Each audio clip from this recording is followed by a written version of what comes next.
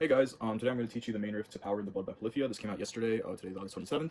I tabbed it out yesterday, and got up to about 75% speed, and then I got it to basically 100% today morning. Let me know if you want my tabs in the comments. I just made it on SoundSlice. And I will be, like, it's, obviously, some notes are probably not the exact way Tim plays it. I know that for a fact for some of them, because I wanted to make it sound cooler in my opinion, and, I'll offer, like, some options you can do to make it easier, or the way Tim plays it versus how I play it, and, yeah, so I'll try to make this quick because I know the riff is only like 16 seconds and everyone's attention span is fried, but here goes. Okay, so we're gonna start at so quick gear rundown. Using my TOD 10mm on the bridge helmet position. Not bridge, sorry, neck. I'm stupid.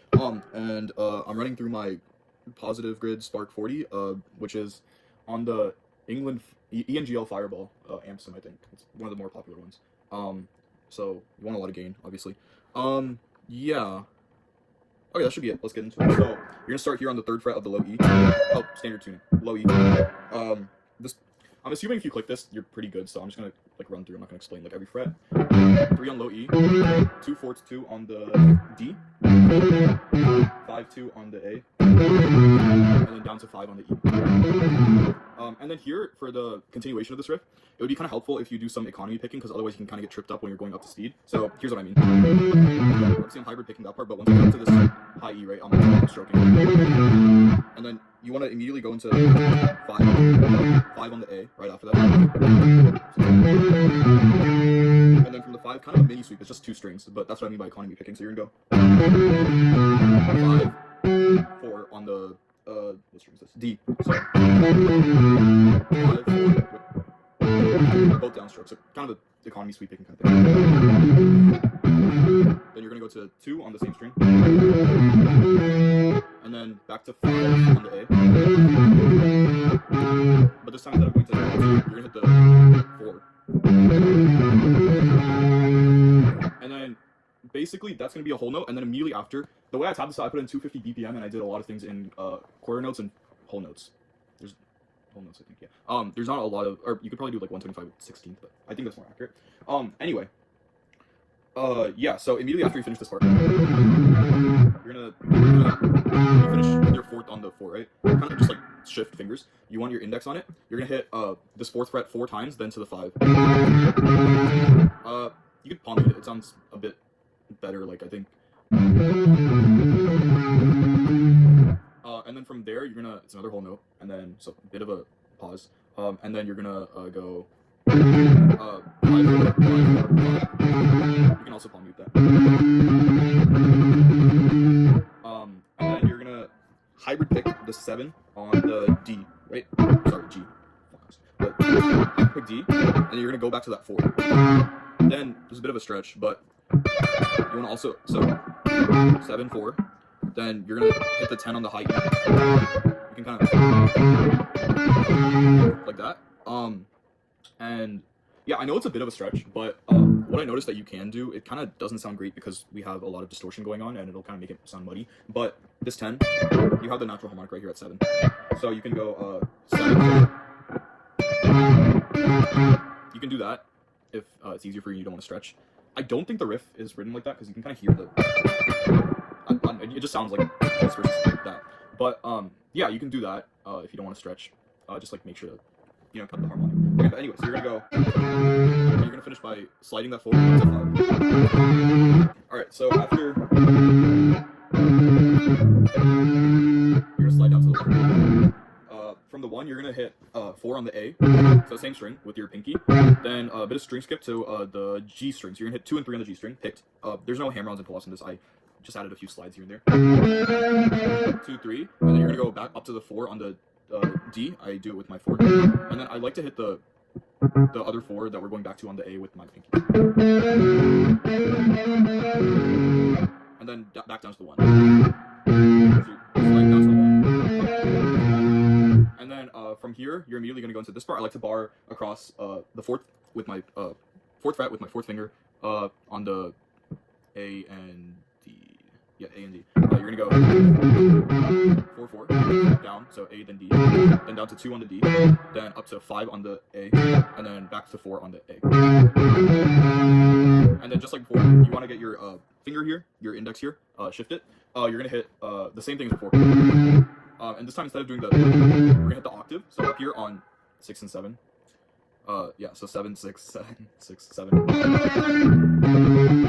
And I like to do it with my third and fourth, just because it makes the next part easier, and also you're up here with these two. So just okay. So after you do, you're gonna kind of slide it after you hit that last 7 up to the 11.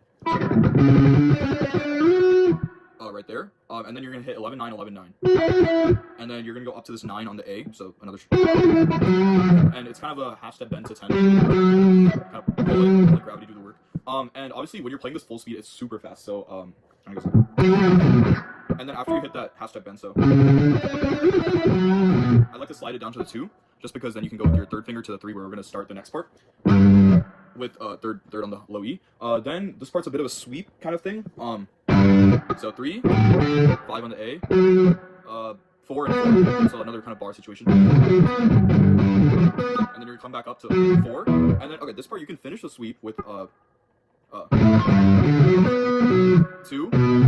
I don't like to do it that way just because right after this you have to go to the 5th fret on the A, and you kind of have to shift like that or do some barring with your pinky, which I don't like barring with my pinky. So anyway, the way I like to do it is 3, 5, 4, 4, 4, 2, 0.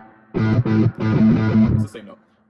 And I think the open string sounds more aggressive and fitting for this riff. Not sure how the guys in the band play it, but I slowed this down like to 25, 0, 0, 2, 5, and every note is accurate that I'm playing here. It might be on a different string, might be different techniques, but every note is accurate to the riff. So yeah, you can do it either way, whatever works for you. I like to open this.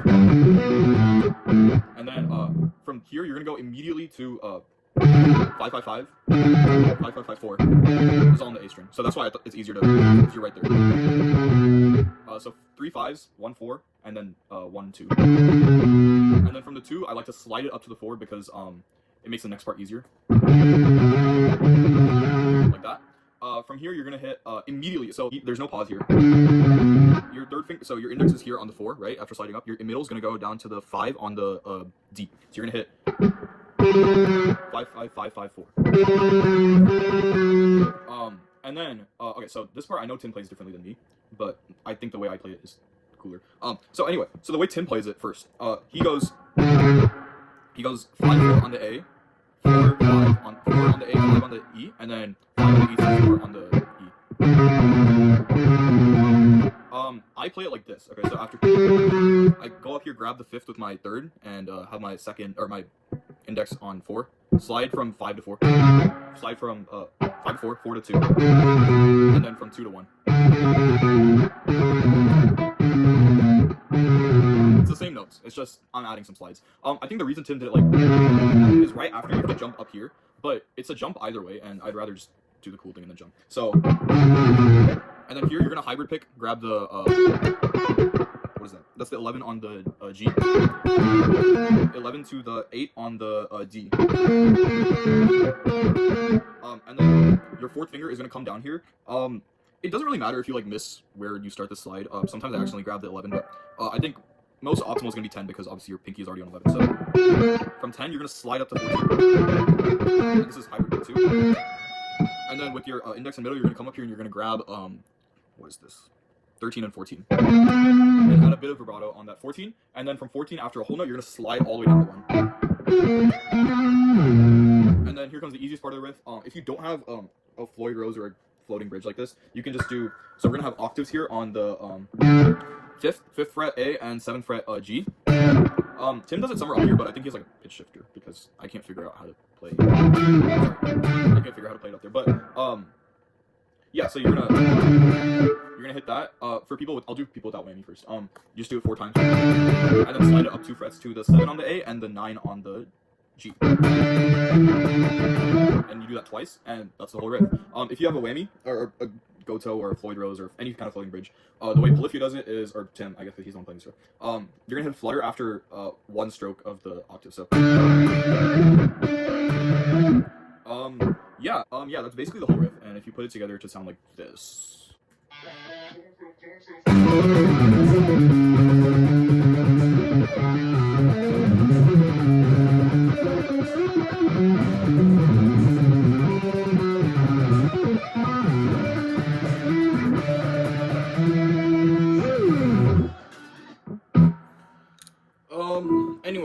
that's that, and I hope you guys are able to learn from my autistic teaching. I think this is like the first tutorial on YouTube, hopefully. At least for the riff. Um, I'm too lazy to do the rest of the song, and this is like the most interesting part to me. Yeah, please forgive the sloppy playing, and yeah, have a great day.